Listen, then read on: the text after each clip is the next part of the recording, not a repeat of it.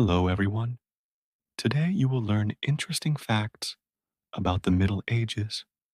Imagine, if you will, a time long, long ago, stretching across nearly 1,000 years, from the twilight of the Roman Empire around 500 AD to the dawn of the Renaissance in the 1500s.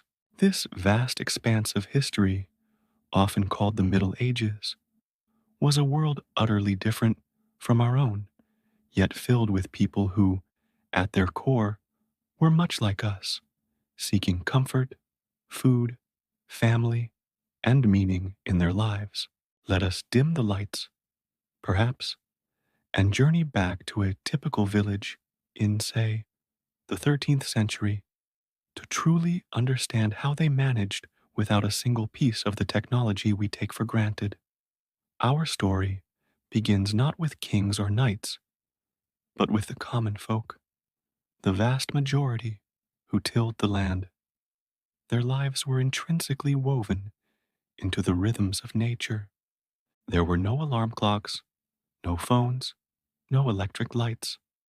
Their day began with the first blush of dawn, often before it, called to duty by the crowing rooster or the simple biological clock attuned to the rising sun. A typical peasant's home was a humble affair, perhaps a single-roomed dwelling shared not just by the family, but sometimes also by their most valuable livestock, like a cow or a few chickens, for warmth and security.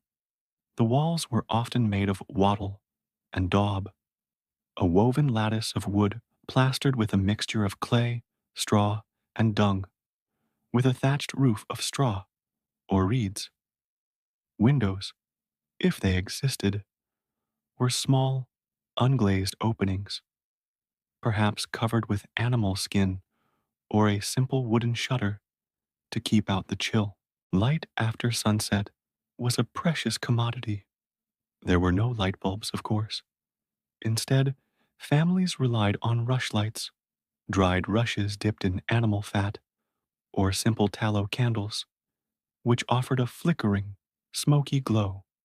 The main source of warmth and light was often the central hearth, a fire pit on the dirt floor, with smoke escaping through a hole in the roof. Imagine the faint, earthy scent of wood smoke perpetually clinging to clothes and hair, a constant companion in their lives. Their strange habits were often born of necessity and practicality. Privacy, as we know it, was almost non-existent. Families slept together, often on straw-filled mattresses laid directly on the floor. In the morning, ablutions were simple: a quick splash of water from a nearby bucket, perhaps some rubbing with rough cloth. Bathing was infrequent and often communal, perhaps in a large wooden tub shared by the family, or in a nearby stream or river when the weather permitted. Soap, if used, was a coarse, homemade concoction of animal fat and lye. Body odor was simply a part of life, masked perhaps by herbs or floral scents if one was fortunate enough to have them. But remember, everyone smelled similarly, so it wasn't perceived as an issue in the same way it might be today. Clothes, often made of coarse wool or linen, were durable, but rarely washed with the frequency we expect now. They were aired, beaten, and mended until they could no longer serve. Layering was key for warmth in winter, and lighter fabrics provided some comfort in summer. Shoes were usually simple leather turn shoes, made to last and often repaired countless times. As the sun crept higher, the villagers would gather their tools. Men, women, and older children all had their roles. There was no concept of a work day ending at a specific hour. Work continued until the task was done, or light failed. For the men, this might mean guiding an oxen-drawn plow across stubborn soil, breaking up clods with heavy hoes, or spreading manure. The women would often be involved in lighter, but no less essential tasks: weeding the fields, preparing meals for the workers, tending to the kitchen garden, milking cows, churning butter, making cheese, spinning wool into yarn, and weaving cloth on simple looms. Children, from a young age, contributed, perhaps by scaring crows from the fields, fetching water, or caring for younger siblings. Every pair of hands was valuable. Their relationship with food was entirely different. There were no supermarkets, no refrigerators, no exotic imports beyond what could be brought from a neighboring village. Meals were dictated by the seasons and what could be grown locally. The staple was often potage, a thick, nourishing stew made from grains like oats, barley, or rye, vegetables, cabbage, onions, leeks, peas, and whatever meager meat might be available. Meat was a luxury for most, often salted or smoked for preservation, perhaps eaten only on feast days or after a successful hunt. Bread, usually a dark, dense loaf made from coarse grains, was the staff of life. Without sophisticated ovens, many households baked bread in communal ovens or even in the dying embers of their own hearths. Fermentation was their primary technology for preservation. Think of sour ale, cheese, or pickled vegetables. Water, too, was a challenge. Often drawn from wells or rivers, it was frequently polluted, which is why ale or weak beer was a safer and more common drink for all ages, even for children, as the brewing process killed many impurities. How did they manage for 500 years without our technology? Through ingenuity, muscle, and communal effort. Farming was done with simple wooden plows, often pulled by oxen. Seeds were sown by hand, and harvests were gathered with scythes and sickles, a back-breaking task that involved entire families and sometimes the whole village. There were no tractors, no combine harvesters. Every field was worked by human and animal strength. Buildings, from humble cottages to magnificent cathedrals, were constructed using hand tools: hammers, chisels, saws, ropes, and pulleys. The sheer scale of medieval cathedrals, built stone by stone with only primitive lifting mechanisms and immense human labor, stands as a testament to their engineering prowess without modern machinery. They understood principles of leverage, counterweights, and scaffolding, honed over centuries. The knowledge of crafts like blacksmithing, carpentry, masonry, and weaving was passed down orally and through apprenticeship, each generation learning from the last, refining techniques without the aid of written manuals or formal schooling for the masses. Time itself was experienced differently. Without clocks, time was measured by natural phenomena: the sun's position, the length of shadows, the changing seasons. Church bells provided rough markers for prayer times and communal activities, but punctuality as we know it simply didn't exist. Work began when there was light and ended when it was too dark to see. Life revolved around the agricultural calendar: planting in spring, harvesting in summer and autumn, and hunkering down during the lean, cold months of winter. The rhythm of the seasons dictated everything, from what they ate to what they wore and when they celebrated. The village itself was a microcosm of society. At its heart often lay the church, its spire a beacon, signifying not just spiritual guidance, but also the center of communal life. The lord of the manor, or his bailiff, overseen the land and its people, collecting rents and services. There was often a miller, whose watermill or windmill ground the village's grain, taking a portion as payment. A blacksmith was indispensable, forging and repairing tools, weapons, and iron fittings.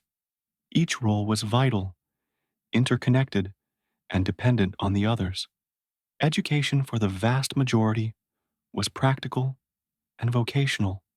Children learned by doing, mimicking their elders in the fields, the home, or the workshop. For those few destined for the clergy or higher roles, schooling was found in monasteries or cathedral schools, where Latin, theology, and philosophy were taught. Books were rare and precious, painstakingly copied by scribes. Information traveled slowly, primarily by word of mouth, through travelers, merchants, or church officials. News of faraway lands or royal decrees would take weeks or months to filter down to a remote village, often distorted or embellished along the way. Entertainment was simple and homegrown. Storytelling was paramount. Tales of heroes, saints, and local lore shared around the hearth.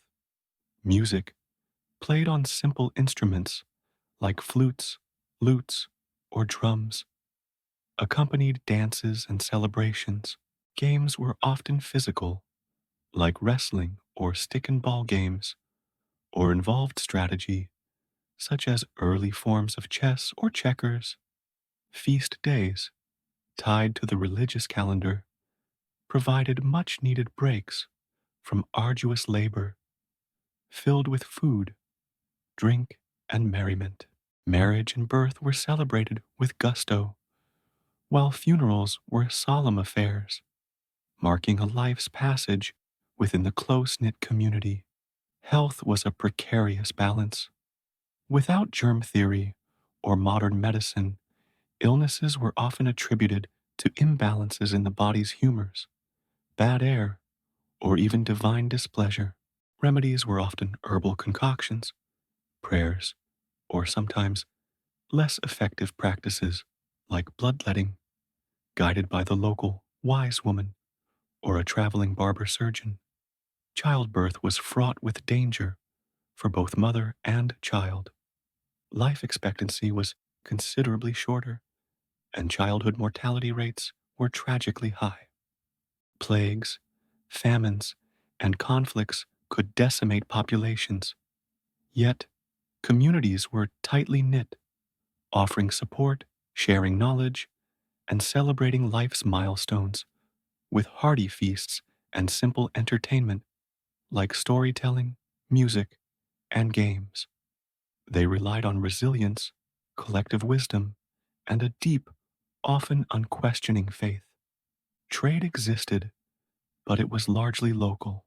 Excess produce might be bartered for tools, salt, or other necessities at a nearby market town.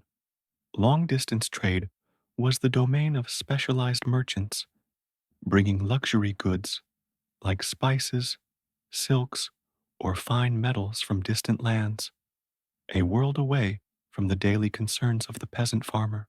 Money, while existing, was less central to daily exchanges than it is today.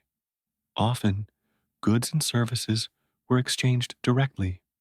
The Middle Ages were not a stagnant, dark period, but a time of immense cultural, social, and technological development within their own context.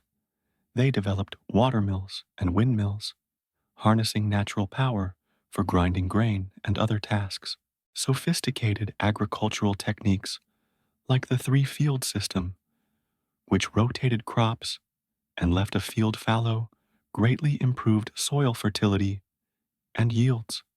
Innovations like the horse collar allowed horses to pull plows more efficiently than oxen, increasing productivity. The first spectacles for vision correction appeared in the late 13th century, a remarkable invention that extended the working lives of scholars and artisans. Their technology was often embodied in their practical knowledge, passed down through generations. their deep understanding of their environment, and their remarkable ability to cooperate and build together, brick by painstaking brick, year after patient year. Their resilience, community spirit, and pragmatic ingenuity allowed them not just to survive, but to build societies that laid foundations for future centuries. So, as you drift off, perhaps you can picture the faint glow of a rushlight, the distant lowing of a cow, the rhythmic turning of a watermill, and the quiet resilience of people who navigated their world with ingenuity, community, and the unchanging rhythms of the earth. Good night.